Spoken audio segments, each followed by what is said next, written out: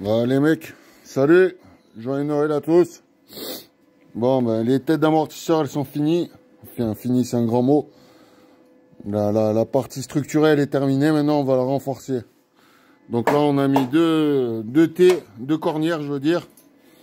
On n'oublie pas de dépolir et de traiter à la cuivre les parties qui vont être isolées ensuite.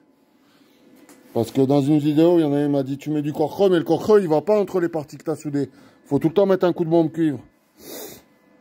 Donc là, on arrive pratiquement à la fin. Hein. Là, j'ai renforcé le longeron. J'ai renforcé les têtes d'amortisseur.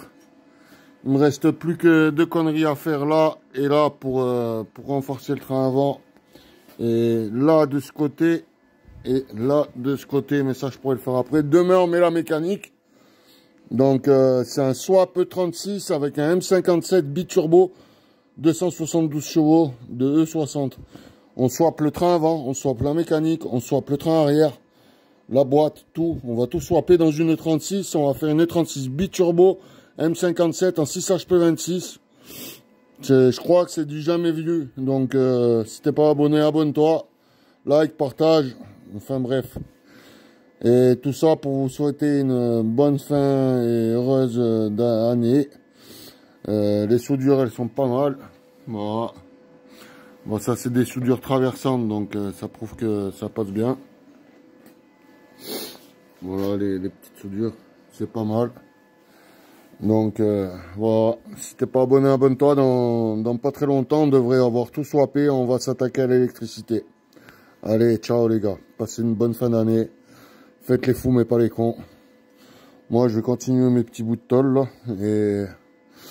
Et après, la grosse question que je me pose, une fois que j'ai fait ça, c'est de faire ma barre de renfort. Mais pour ça, je suis obligé de mettre le moteur dedans pour avoir ma hauteur de barre par rapport au collecteur d'admission.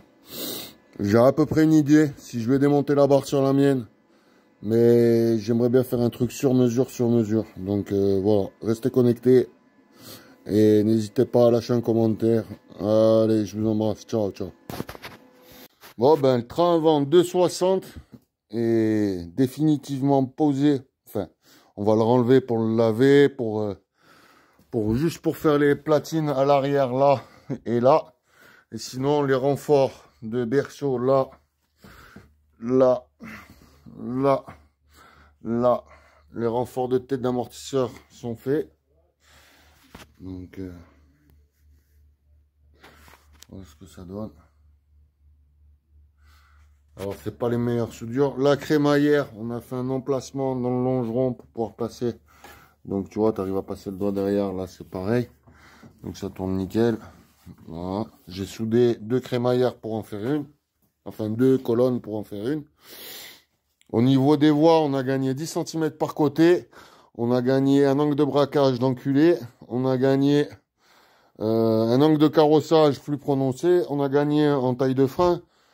Et en gros, je vous évite le prix d'un kit de grand angle, le prix d'un kit gros fin, le prix des cales, le prix des scies. On a un berceau beaucoup plus rigide parce qu'un triangle de 36, il se prend là et derrière. Donc en fait, le triangle, il doit pouvoir bouger sans vouloir bouger, tu vois. Que là, c'est un berceau uni, en fait. C'est un berceau uni avec des triangles multibras. Donc après, pour régler ma chasse, si je mets des cylindres blocs excentrés là-dedans, j'arriverai à faire avancer ou reculer ma roue. Voilà, ça c'est l'idée. Mettre des cylindres blocs excentrés si je dois régler ma chasse. Pour faire venir un peu plus en avant la roue.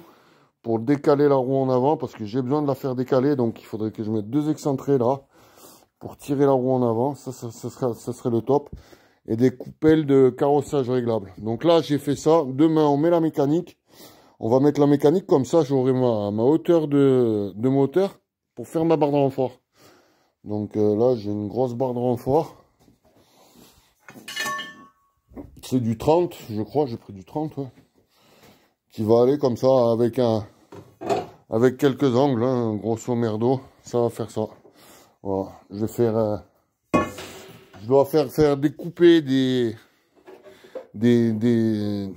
comment dire, des cercles, des cercles avec un trou intérieur de 8,5 pour pouvoir entrer là, et d'extérieur de 14 pour reporter sur les vis. Mais alors le truc c'est ça, c'est que là il y a des bosses. Donc je pense que le cercle, il va falloir que je le mette en forme pour que vous voyez, pour qu'il puisse venir absorber, épouser les bosses. Ou alors je mettrai peut-être des cales. Je sais pas, je vais voir comment ça se présente avec les cercles. Je vais en faire 4, je vais en faire 2 en essayant de les mettre en forme, voir si ça fait pas vilain. Et après, à partir de ces cercles, une fois que je les ai soudés là-dessus, je peux faire mes pattes comme ça, là, pour venir prendre ma barre. Donc là, je pense que niveau rigidité du train avant, on ne peut pas faire mieux. Hein.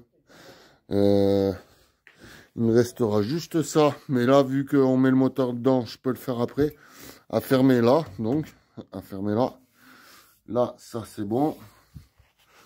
Ça c'est bon. Voilà. C'est bon, hein. Il n'y a plus grand chose à faire, hein. Regardez. Hein. Là c'est fermé. J'ai mesuré de partout, hein. J'ai mesuré là, j'ai mesuré en diagonale, j'ai mesuré de partout. Au niveau des têtes, on est bon. Avec le poids du moteur, normalement, on devrait être un poil trop haut. Il faudra mettre des combinés filetés. Et ce sera le seul, ou des ressorts courts.